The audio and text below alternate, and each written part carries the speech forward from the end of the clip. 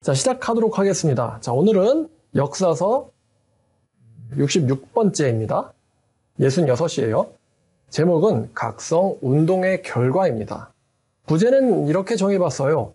11조를 내지 않으면 어떻게 될까? 역사서의 마지막 부분 이야기는 이제 돈 얘기, 11조 헌금 이야기가 나옵니다.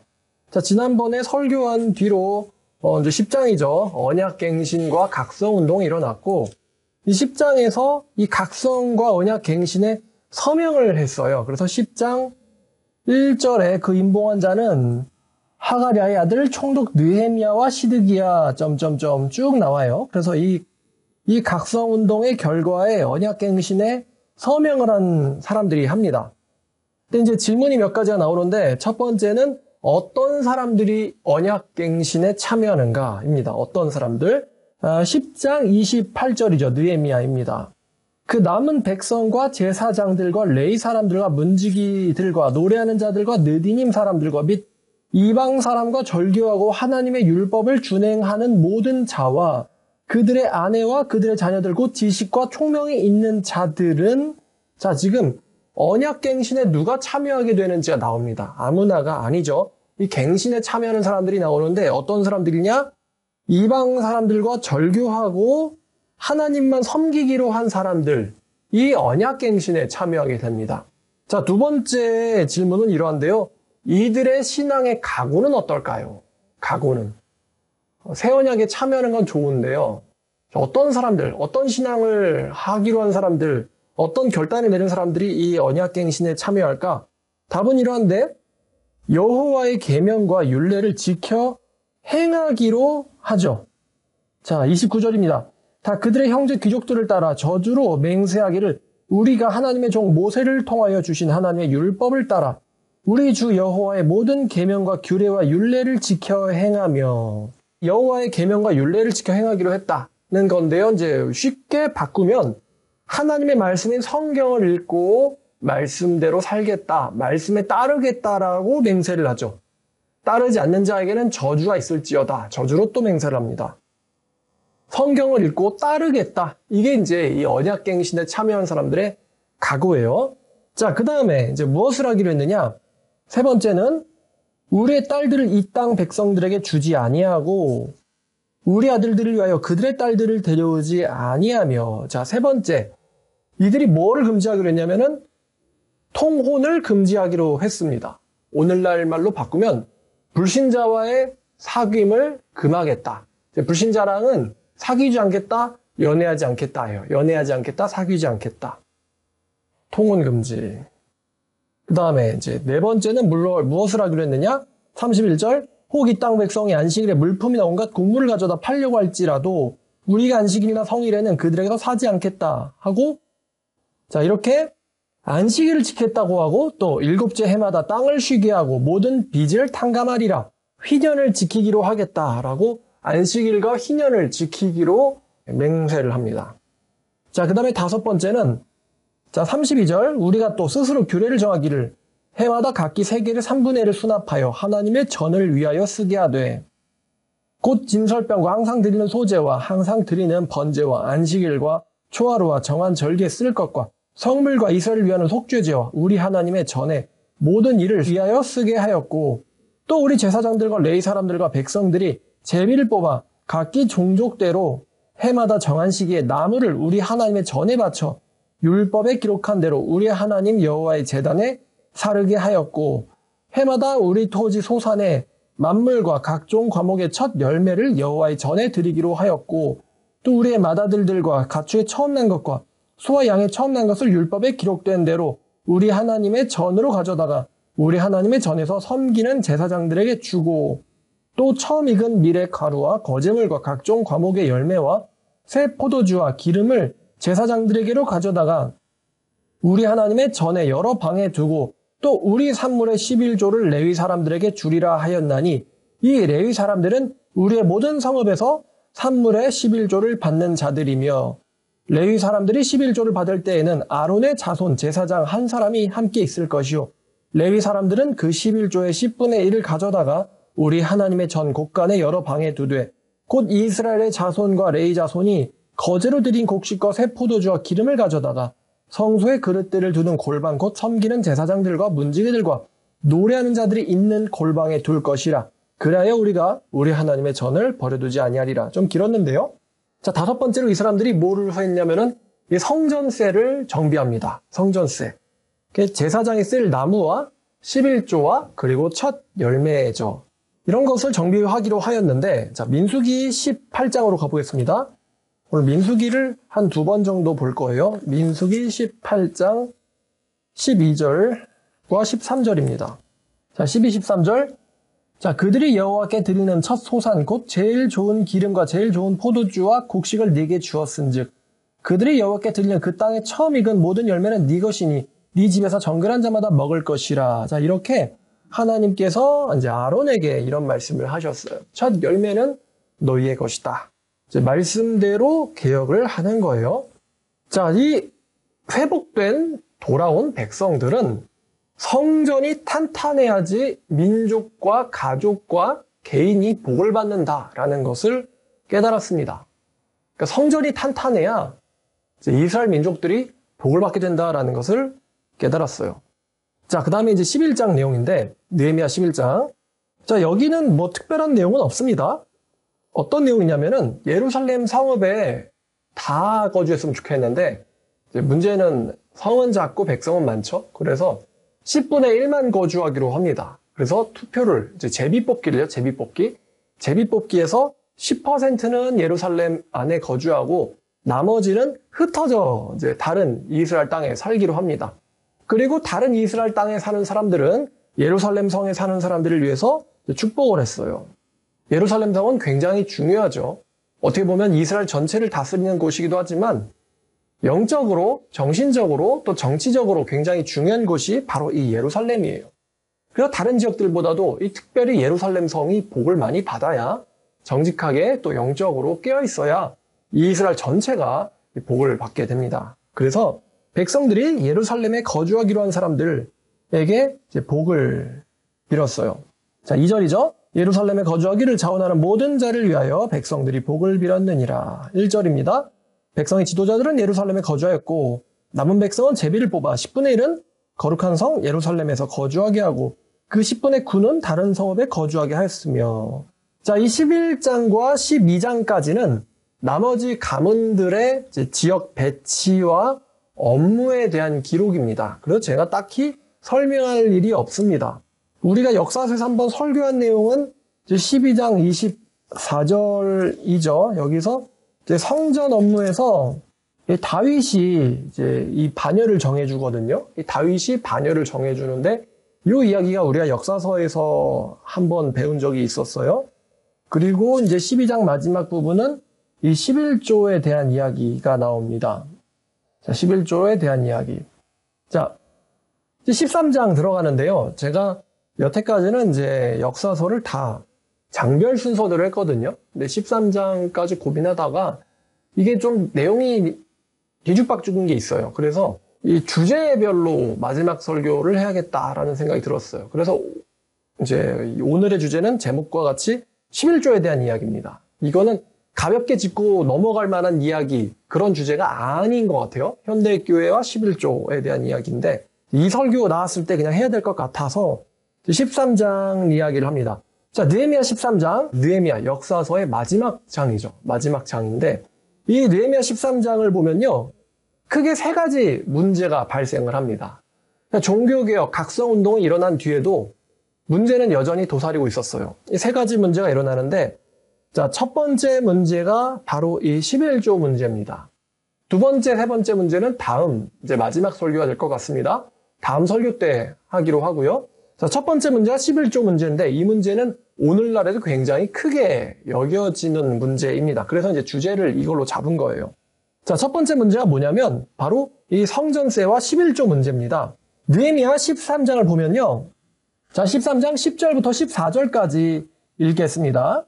내가 또 알아본즉 레위 사람들이 받을 목을 주지 아니하므로 그 직무를 행하는 레위 사람들과 노래하는 자들이 각각 자기 밭으로 도망하였기로 내가 모든 민장들을 꾸짖어 이르기를 하나님의 전이 어찌하여 버림바 되었느냐 하고 곧 레위 사람을 불러 모아 다시 제자리에 세웠더니 이에 온 유다가 곡식과 새 포도주와 기름의 11조를 가져다가 곡간에 드림으로 내가 제사장 셀레미야와 서기관 사독과 레위 사람 브다야를 창고지기로 삼고 마따냐의 손자 삭굴의 아들 하난을 버금으로 삼았나니 이는 그들이 충직한 자로 인정됨이라. 그 직분은 형제들에게 분배하는 일이었느니라. 내 하나님이여 이 일로 말미암아 나를 기억하옵소서. 내 하나님의 전과 그 모든 직무를 위하여 내가 행한 선한 일을 도말하지 마옵소서. 자, 이렇게 지금 11조와 성물에 대한 이야기가 나오는데, 자, 요는 이럽니다. 백성들이 레위인에게 줘야 될 것을 주지 않으니까 뭘 주기로 했냐면 11조를 주기로 했거든요. 그러니까 레위인들이 여기 보니까 10절에 다 자기 밭으로 뭐 했대요? 도망갔다고 합니다. 직무를 행하는 사람, 레위 사람들과 노래하는 자들, 성전 봉사를 하는 사람들이죠. 예배 업무를 맡는 사람들인데 이 예배 업무를 맡은 사람들이 다 자기 밭으로 도망갔다고 합니다. 자, 레위인들, 성전 봉사를 맡은 지파가 도망을 갔어요. 성전을 버리고. 그러면 성전이 어떻게 될까요? 지금 레위인들이 도망가게 된 원인이 나오는데 레위인들의 문제가 아니고 나머지 지파들이 내야 할 11조를 내지 않으니까 레위인들이 도망간 거거든요. 먹고 살려고. 자, 그러면 좀 이제 이 이야기로 들어가야 되는데 땅을 분배할 때 아주 옛날 이야기로 갑니다. 이 언약의 땅을 정복하고 나서 땅을 분배할 때 여러분들 아시는 내용이죠? 땅 분배에서 레위인들이 들어갑니까? 빠집니까? 레위인들은 땅 분배에서 빠져버립니다. 레위인들에게 분깃을 주지 않으셨어요. 그럼 그 이유가 뭐냐? 하나님이 왜 12지파 중에 레위 지파만 차별하시죠? 왜 분깃을 주지 않으셨냐면은 이제 모세오경, 특히 민수기 같은 것을 쭉 읽어보면 나오는데 이 레위인들은 하나님의 성막 일에 전념하게 하기 위해서입니다. 회막, 성막 일에 전념하게 하기 위해서 이들에게 분깃을 주지 않으셨어요. 자, 민수기 18장을 보면요. 오늘 민수기 좀 본다 그랬죠? 민수기 18장 21절부터 24절까지입니다. 자, 내가 이스라엘의 11조를 레위 자손에게 기업으로 다 주어서 그들이 하는 일 곧 회막에서 하는 일을 감나니 이후로는 이스라엘 자손들은 회막에 가까이 하지 말 것이라 죗값으로 죽을까 하노라. 그러나 레위인은 회막에서 봉사하며 자기들의 죄를 담당할 것이요. 그러니까 이스라엘 지파의 죄를 담당하는, 다시 말하면 예배 업무를 하는 거예요. 속죄 업무를 하는 겁니다. 이 이스라엘 자손 중에는 이 레위인들은 기업이 없을 것이니 이것이 너희 대대의 영원한 율례라. 이 이스라엘 자손이 여호와께 거제로 드리는 11조를 레위인들에게 기업으로 주었으므로 내가 그들에 대하여 말하기를 그들은 이스라엘 자손 중에서는 기업이 없을 것이라 하였노라. 자, 이렇게 하나님께서 레위인들에게는 기업을 주지 않으시고 대신 11조를 주셨어요. 레위기 지금 24절까지 읽었죠? 계속 한번 또 읽어볼까요? 자, 30절부터 32절까지. 이러므로 너는 그들에게 이르라. 너희가 그 중에서 아름다운 것을 가져다가 드리고 남은 것은 너희 레위인에게는 타작마당의 소출과 포도즙 틀에 소출같이 되리니 너희와 너희의 건속들이 어디서든지 이것을 먹을 수 있음은 이는 회막에서 일한 너희의 보수임이니라. 너희가 그중 아름다운 것을 받들어 드린즉 이로 말미암아 죄를 담당하지 아니할 것이라. 너희는 이스라엘 자손의 성물을 더럽히지 말라. 그리하여야 죽지 아니하리라. 다시 말하면요, 하나님의 것을 훔치지 말라는 거예요. 그래야 너네들이 죽지 않는다. 자, 정리하면 이런데, 그러니까 11조는 하나님의 것이고 레위인들에게 주었는데 그걸 건드리지 말라는 거예요. 헌금 떼먹지 말라는 거죠. 자, 하나님께서 왜 레위인들에게는 기업을 안 주시고 다른 지파들에게서부터 11조를 취해서 레위인들에게 받게 하셨을까? 정리하면 이러는데요. 얼마든지 여러분들 소득에서 10분의 1을 떼어내도 사는 게 가능하기 때문이에요. 여러분이 일을 하면 이제 소득이 있고 소비를 하면 소비 이제 돈이 지출되죠. 근데 소득을 할 때는 소득세를 내고 지출을 할 때는 소비세를 냅니다. 그죠? 그래서 대충 세율이 10% 정도 됩니다. 그래서 900원짜리를 사면은 이제 90원은 세금이죠. 그리고 나머지 810원이 물건값이에요. 그런 식으로 세금이 매겨지는데 여러분들이 소비하는 거에 10%는 세금이 매겨져 있어요. 비슷합니다. 여러분, 세금을 내도 얼마든지 소비를 할 수 있다는 거죠. 10%를 붙인다고 비싸서 못 사겠다가 아니고 10%를 붙여도 여러분들이 소비를 할 수 있으니까 국가에서 모든 사람들의 소비에는 이 소득세를 내게 했습니다. 가난한 자라고 거지라고 해서 부가가치세를 안 내지는 않죠. 비슷합니다. 백성들이요, 소득의 10분의 1을 떼도 얼마든지 사는 게 가능해요. 또 여기서 이제 연결되는 게 무엇이냐면, 여러분들 만약에 돈 버는 거에만 집중한다고 생각해 보세요. 근데 돈 버는 거에만 집중하는데 여기서 10분의 1을 떼야 된다. 굉장히 아깝습니다. 근데 10분의 1을 뗄 수 있다면요, 그거는 돈 버는 일에만 미쳐있지는 않다는 거예요. 돈 버는 일에만 미쳐있지 않다. 11조를 낼 때 어떤 개념이 들어가냐면 우리가 어떻게 살 수 있는지를 생각하게 하시는 거예요. 하나님께서는 11조를 떼심으로 말입니다. 자, 신명기 14장을 보면 신명기 14장 27절부터 이 돈에 대한 이야기는 중요한 이야기죠. 그래서 민수기와 신명기에 자주 나옵니다. 자, 14장 27절부터 29절까지 보면은, 자, 네 성읍에 거주하는 레위인은 너희 중에 분깃이나 기업이 없는 자니 그들을 저버리지 말지니라. 매 3년 끝에 그의 소산의 10분의 1을 다 내어 네 성읍에 저축하여 너희 중에 분깃이나 기업이 없는 레위인과 네 성읍에 거류하는 객과 고아와 과부들이 와서 먹고 배부르게 해라. 이제 3년째 소득의 10분의 1을 따로 모아서 저축해서 레위인과 과부를 위해서 주어라는 거예요. 근데 그 다음에 보니까 그렇게 하면 하나님 여호와께서 네 손으로 하는 범사에 네게 복을 주시리라. 떼어내는 것 자체가 손해거든요. 이거 계산해보면. 근데 이 손해를 너희들이 자발적으로 감당할 때 하나님께서 너희가 하는 모든 일에 복 주시겠다라고 했어요. 그럼 이것은 무엇이냐? 소득은 내 능력으로만 일어나는 게 아니고 하나님께서 복을 주셔야지 더해진다는 개념이 들어있는 거예요. 11조를 낼 때, 야, 내 능력으로 이렇게 벌었는데 10분의 1을 내야 돼? 되게 아깝다. 이게 아니고, 아, 이것을 내므로써 내가 하는 모든 일에 복을 받겠구나. 라는 거에 대한 신앙 고백이 11조에 들어있습니다. 즉, 돈 버는 데만 미쳐있지 말고 하나님에게 헌신해라. 그리하면 하나님께서 네가 하는 모든 일에도 복 주시리라라는 거예요. 즉, 11조는 경제활동에서 완전히 전력 질주만 하지 않게 만드는 장치입니다. 돈 버는 것만 위해서 하는 게 아니라는 거죠. 자, 두 번째는 뭐냐면 레위인들이 일도 해야 되고 밭이 있다면 땅이 있다면 땅 관리를 해야죠. 일도 해야 되고 성전 일도 봉사하는 거는 비효율적이고 비생산적입니다. 이 그대로 치면 이제 농사니까 농사하러 갔다가 성전에 갔다가 왔다리 갔다리. 그럼 이게 에너지가 되게 낭비되죠. 또 이제 마인드, 정신 문제도 그렇습니다. 막 돈 벌 궁리를 하다가 이제 또 어떻게 하면은 이제 설교를 준비하고 이 백성들한테 영적인 공급을 할까? 이 생각이 기계처럼 왔다 갔다 되질 않는 거예요. 사람이라는 게. 한쪽에 집중하면은 그쪽에서 더 생각이 많이 나오고 또 이거에 집중할 때 다른 쪽 생각은 잘 안 납니다. 레위인들이 돈 버는 일에 집중을 해버리면요. 그만큼 또 이 영적인 일은 소홀해지게 되어 있죠. 예수님께서도 돈과 하나님은 겸하여 섬길 수 없다고 했는데, 즉 사람의 정신이 재무관리와 영혼관리 둘 다에 정신을 쏟기가 힘들다는 거예요. 어떤 사람들은 이렇게 말하는 사람들이 있어요. 11조는 율법이다. 폐지됐다. 헌금은 자율로 하면 된다라고 하는 사람들이 있습니다. 근데 하나님이 명하신 11조는요. 레위인이나 율법이라서라기보다는 인간의 성질과 생태계나 환경과 관련이 있어요. 제가 생태계라고 말한 것은 농사를 할 때 말하는 거고요. 환경이라는 건 여러분들이 이제 자본주의에서 근로를 할 때를 말하는 것입니다. 자, 예를 들어서요. 만약에 11조를 자율로 하지 않게 되면 어떻게 될까요? 사실 오늘 답이 나왔죠. 11조를 하지 않았더니만 하나님의 전과 레위인들이 어떻게 됐습니까? 예를 들어서요, 여러분. 완전 무료 공유 우산. 완전 무료 공유 우산 비우면은 가져가시고 자율로 돌려주세요.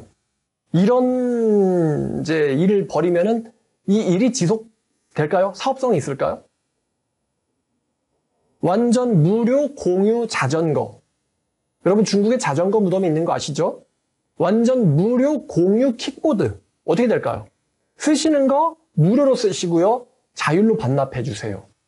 어떻게 되겠습니까? 비 올 때 공짜로 쓰고 자율로 가져오세요 하면은 100개 뿌려서 몇 개 돌아올까요?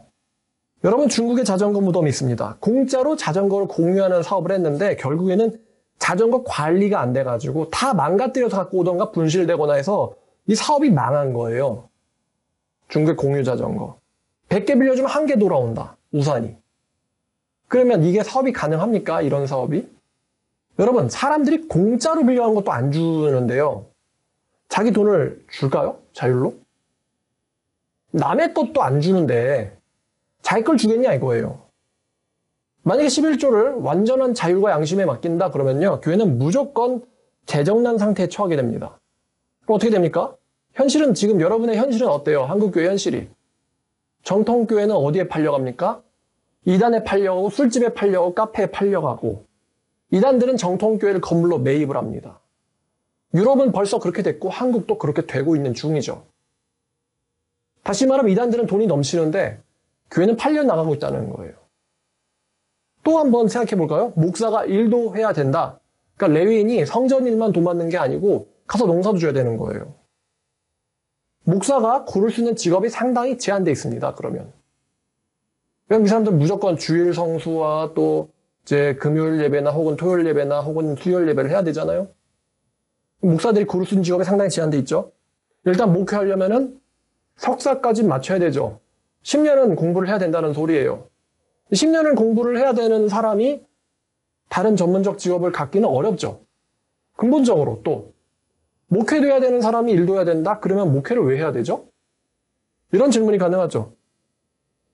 아니 무슨 목사가 돈을 받습니까? 이렇게 생각하는 사람들이 있어요.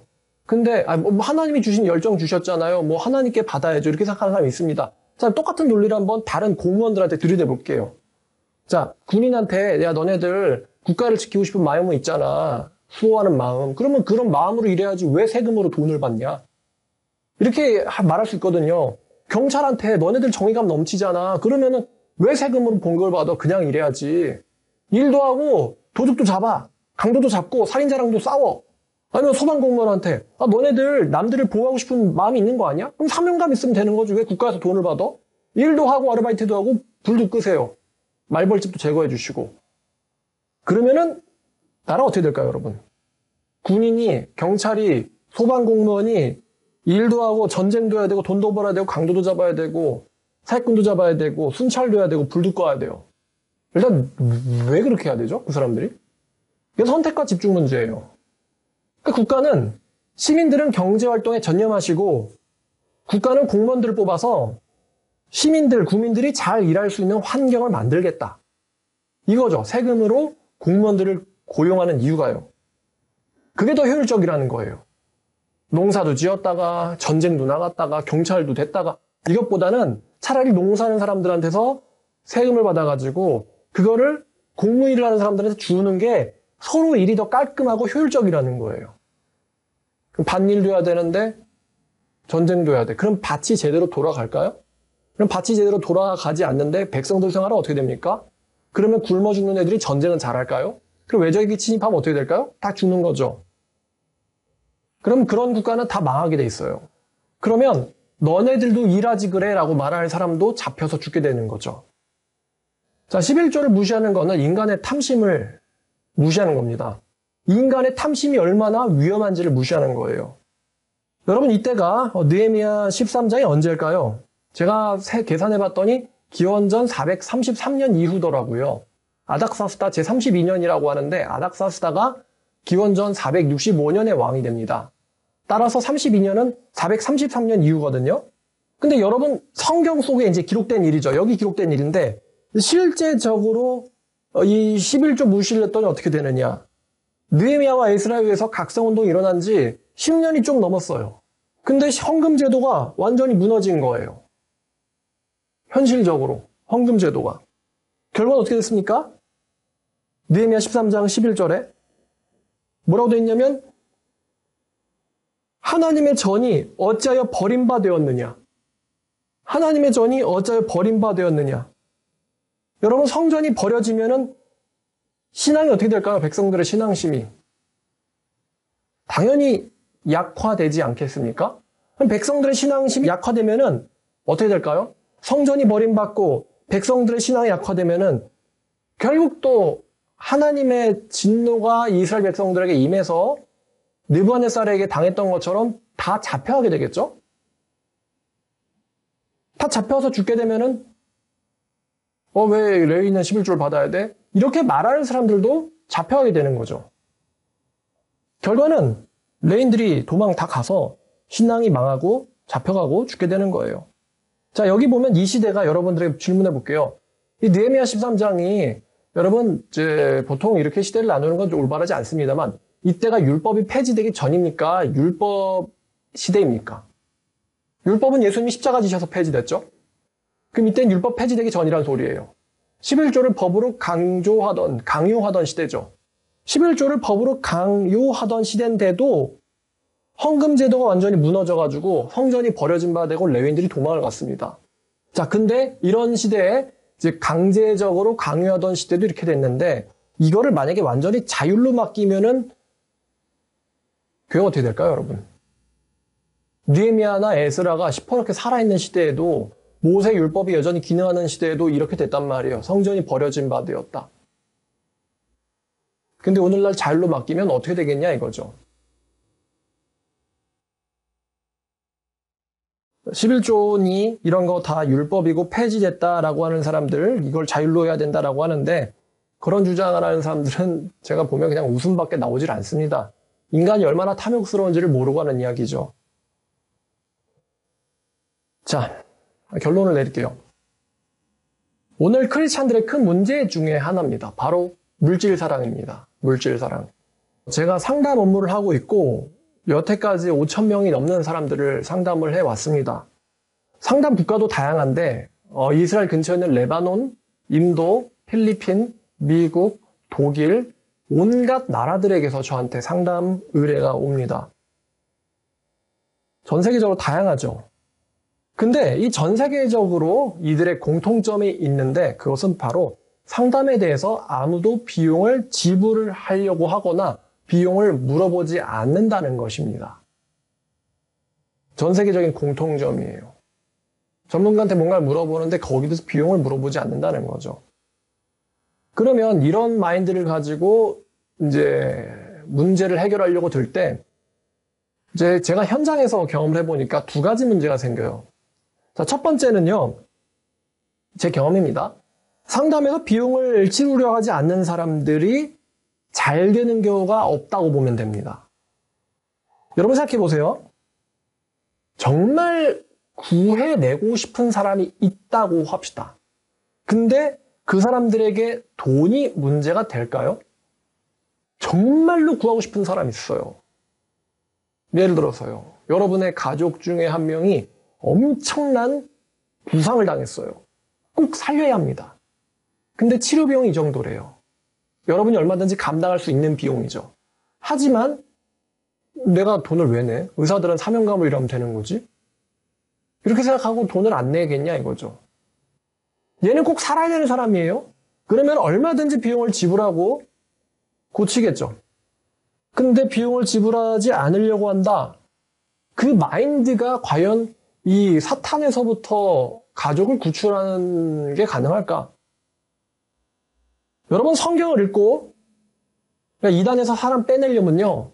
성경을 읽고 내가 순종하고 내가 먼저 그다음에 내가 실천을 해야 되거든요. 근데 성경을 읽고 순종하고 실천하는 것은 돈을 내는 것보다 훨씬 어려운 일입니다.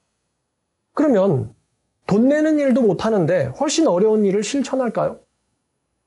아니라는 거죠. 못합니다. 즉 자기가 얻으려고 하는 거에 대해서 비용을 지불하려고 하지 않는 사람들은 하나님의 역사를 일으킬 수 없다는 것입니다. 왜 그렇게 안 하느냐? 근본적으로는 물질 사랑이라는 것밖에 없거든요. 물질 사랑. 내가 교회에서 은혜 받고 있는데 인색해. 왜 인색할 수밖에 없죠? 물질 사랑 말고는 없는 거예요. 돈을 사랑하기 때문에. 은혜 받으면 과부의 거지에게서도 두 렙돈이라는 지갑이 열려요. 근데 못 연다? 은혜가 안 된 거죠. 은혜를 못 느끼고 있는 사람이라는 거예요. 제가 상담 사역하면서 성경을 가르쳐야 되기 때문에 성경책을 공짜로 준 적이 있습니다. 그게 비싸진 않아요. 한 25,000원 정도 됩니다만 그걸 이제 공짜로 준 적이 있어요. 근데 지금은 성경책을 절대로 안 줍니다. 공짜로는. 왜 절대로 공짜로 안 주냐? 25,000원이 아까워서가 아니에요. 한 명 살리는데 25,000원이 아까워서가 아니고요. 공짜로 성경 받아간 사람들 중에서 지금도 신앙을 잘하는 사람이 없기 때문입니다. easy come, easy go라는 거죠. 성경을 싸게 주더라도 돈을 받아야 돼요. 그래야 그 사람이 돈값을 생각해서 열심히 읽으려고 하거든요. 여러분들도 아시겠지만 제 인생에서 제일 크게 변화가 일어나게 된 사건은 제가 성경을 읽었을 때입니다. 가장 큰 인생의 변화를 경험하게 되는데 거기에 대한 비용 25,000원 또 지불하지 않으려고 한다? 말이 안 되는 거라는 거죠. 만약에 여러분들이 주변 사람들에게 성경을 가르치는데 여러분이 만약에 성경을 그 사람한테 공짜로 줬잖아요? 그러면은 이 사람 영혼은 망했구나 라고 생각하면 됩니다. 걔 영혼은 망했구나. 사람이 은혜 받을 때가 거의 한두 번밖에 기회가 없어요. 근데 그거를 값싼 은혜로 받아버렸다? 그럼 망한 거예요, 걔 영혼이. 걔를 위해서라도 비용을 지불하게 해야 돼요. 그 친구를 위해서라도. 자, 두 번째는요. 이런 문제가 있더라고요. 두 번째는 이 사람이 내 도움에 고마워하지 않는데 문제는 제가 열심히 일할 의욕이 안 생긴다는 거예요. 여러분, 이단 상담 어떻게 생각합니까? 이거 3D 직업입니다. 굉장히 더럽고 굉장히 어렵고 굉장히 위험합니다. 이단 상담하다 죽은 사람도 있죠. 3D 직업인데 생각해보세요. 페이는 없다고? 그럼 누가 하겠습니까? 처음엔 못 모르고 이제 내가 이런 재능이 있으니까 성경을 잘 알고 상담할 줄 아니까 했죠. 근데 이게 끊임이 없는 거예요. 너무 위험한데 거기에 대한 보수가 없어. 처음에는 그냥 순수함으로 했어요. 근데 이게 반복되다 보니까 지치는 거예요. 뭐에 지치는 거냐면은 하나님의 일에 의욕이 떨어지는 게 아니라 고마움을 모르는 사람들한테 지쳐가는 거예요.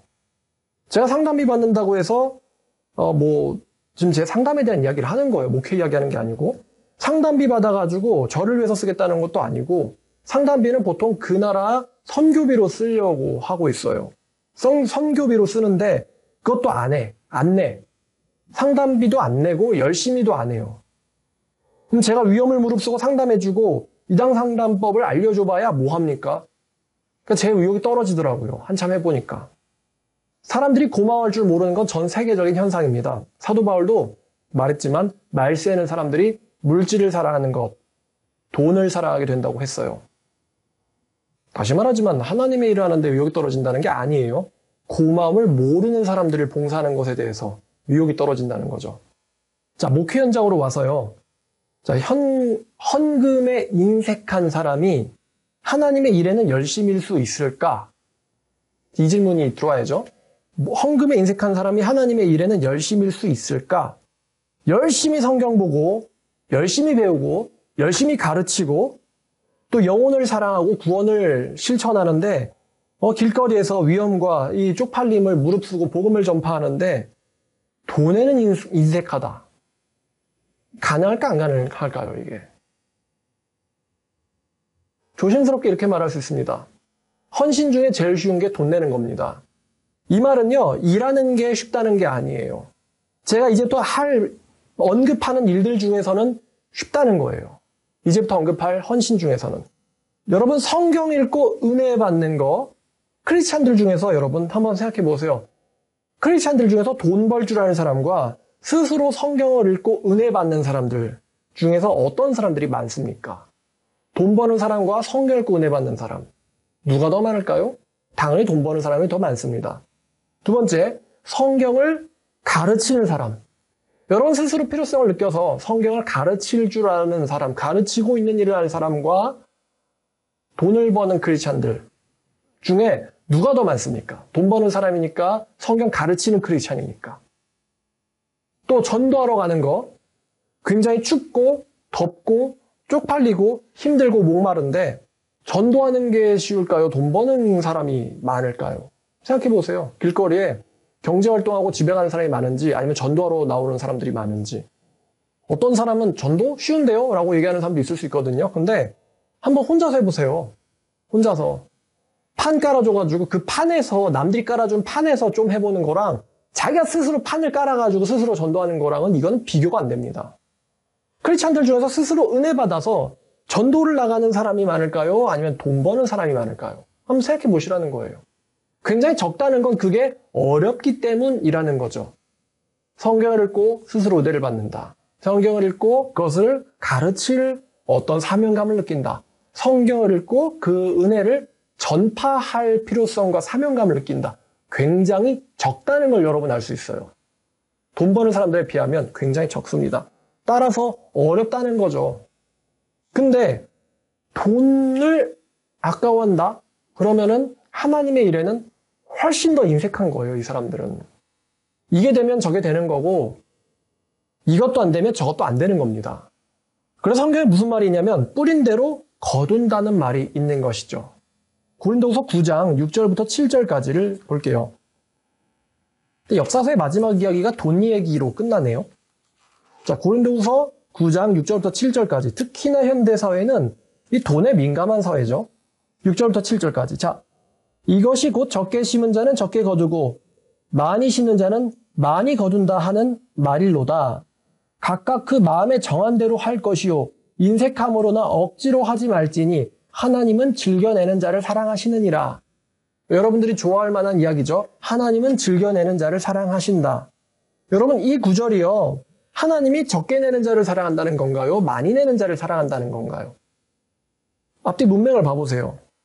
하나님께서는 많이 즐겁게 내는 사람을 사랑하신다는 이야기입니다. 적게 내는 자는 앞에 구절 있잖아요. 적게 심는 자가 어떻게 거둔다고요? 적게 거둔다. 그럼 적게 거두는 자가 하나님이 사랑하시는 사람들이겠습니까?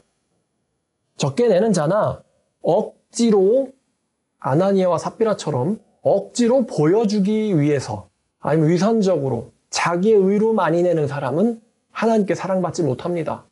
즐겁게 많이 낼 줄 아는 사람, 다시 말하면 하나님에게 헌신하면서도 기뻐 즐거워하는 사람을 하나님께서는 사랑하신다라는 말을 하고 있는 거죠. 어떤 사람들은 이 구절을 가지고 헌금 조금 내는 사람, 즐겁게 낼 줄 아는 사람을 하나님이 사랑하신다라고 해석하는 사람들이 있는데 앞에 구절과 같이 비교해서 봤을 때 하나님께서는 즐겁게 많이 헌신하는 사람을 사랑하신다는 말씀입니다.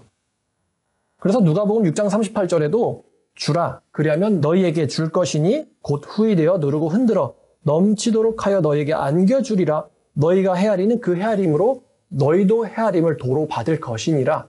그러니까 너희들이 하나님에게 대해서 하나님께 드리는 거에 대해서 헤아린다면은 하나님도 그만큼 너희들을 헤아린다는 거죠.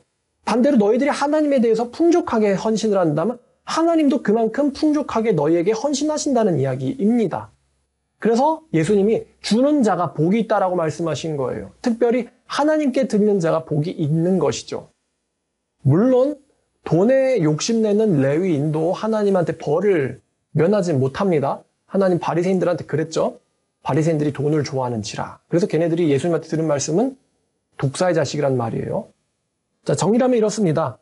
물질을 아까워하는 사람, 돈 내기를 아까워하는 사람은요, 섬기게 하기도 힘들고요, 본인들이 섬기지도 않아요. 이게 그래요. 물질에 아까워하는 사람들은 섬기게 하기도 쉽지 않고 본인들이 섬기지도 않아요. 근데 또 11조 내는 사람이라면 다 잘 섬기느냐? 그것도 아닙니다. 11조 내는 사람들 중에 억지로 내는 사람들이 있어요. 억지로 내는 사람들. 다른 사람들이 억지로 시켜서 내는 사람들이나 아니면 자기의 어떤 위선과 틀, 종교적인 위선과 틀에 갇혀가지고 자기 위선에 자기가 먹힌 경우에는 억지로 냅니다. 아나니아와 삽비라처럼요. 근데 이런 사람들은요, 하나님의 일에 봉사하지 않습니다. 그러니까 이제 11조만 내고 봉사하지 않는 사람들도 있는 거예요.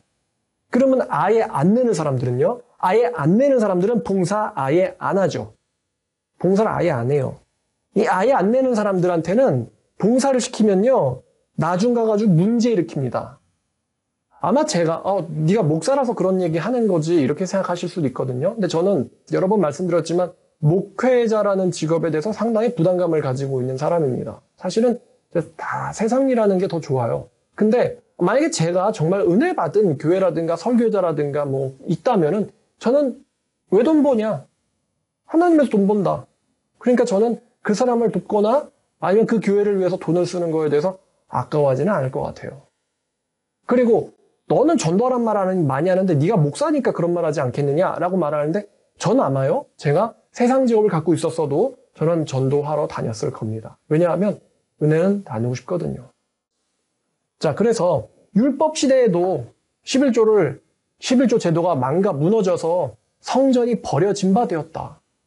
오늘날에는 한국 교회에 문제가 많지만 그 중에 하나가 바로 이 물질 문제가 아닌가 싶어요. 좋은 교회가 재정에 어려워하고 반대로 이제 쉬운 말로 이만희 씨는 마이바흐 타고 다니죠. 이만희 씨는요. 그럼 결국에는 교회가 무너지면 누가 손해가 됩니까? 이단 사업이 판치면 누가 손해봐요? 결국엔 일반 시민들과 교인들이 손해가 보게 되어 있죠. 그래서 하나님께서는 말씀과 이제 지난번 사도행전 이야기 같은데 말씀과 기도하는 일에 전념시키려고 하나님께서는 레위인들에게 분깃을 기업을 주지 않으셨던 거예요. 일하기 싫어서가 아니라 백성들을 구원하는 일이 제일 중요하기 때문에 레위인들에게 분깃을 주지 않으셨다. 그래서 그 레위인들을 책임지는 게 나머지 백성들이 할 일이었다라고 하나님께서 정하신 것입니다. 자, 오늘 말씀 이 느헤미야와 이 11조 이야기였습니다. 다음번 설교가 마지막이 될 것 같아요. 역사서 저랑 같이 여행하셨는데 오늘도 많은 은혜 받으셨기를 바랍니다. 기도하겠습니다. 하나님 아버지 감사합니다. 오늘 하나님께서 이스라엘 백성들을 위해서 이 물질에 대한 부분을 정리해 주시고 레위인들에게는 회막 봉사를 시키시고 또 백성들에게는 소출을 내게 하셔서 그들이 물질을 버는 거에만 빠지지 않게 하고 하나님을 섬기는 것이 오히려 물질을 얻는 것에 이 복의 지름길이다라는 것을 깨닫게 하시며 또 레위인들에게는 한마음 한뜻으로 하나님을 섬기게 하시는 직분을 주셨다는 것을 우리가 배웠습니다. 하나님, 오늘 우리가 이 부분에 대해서 어떻게 적용할지를 고민해 보았습니다. 정말 도움을 필요로 하는 이단 피해자들은 많은데 그것에 대해서 고마워하는 사람들은 거의 없습니다. 정말 너무 세계가 어려워지고 있는데 하나님께서 우리가 먼저 무엇이 먼저인지 깨닫게 해주시기를 원합니다. 그리하여 또 범사에 복받아 하나님께 영광 돌리는 우리 모두가 되게 해주시옵소서. 예수님의 이름으로 기도드렸습니다.